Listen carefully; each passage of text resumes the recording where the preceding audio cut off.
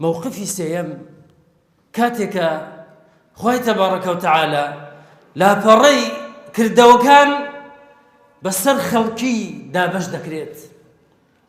کاتێکە لاپەڕەی کردەوەکانت پێت دەبەخشرێ، ئەوانەی کە کەسی چاکن ئیماندارن بەدەستی ڕاست وەکو ڕێزێک لاپەڕەی کردەوەکانیان وەردەگرن، بەڵام کەسی کافر و بێباوەڕ و خراپ و ستەمکار بەدەستی چەپ وە لە پشتەوە لاپەڕەی کردەوەکانت وەردەگریتەوە.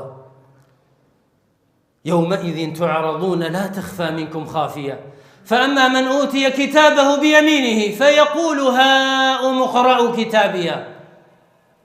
دڵخۆشە ئەگەڕێتەوە بۆ لای کەسوکاری ئەوە کردەوەکانمە سێریکەن بیخوێنینەوە، بەڵام ئەو کەسێکەوە خراپەکارە. وأما من أوتي كتابه بشماله فيقول يا ليتني لم أوت كتابيه.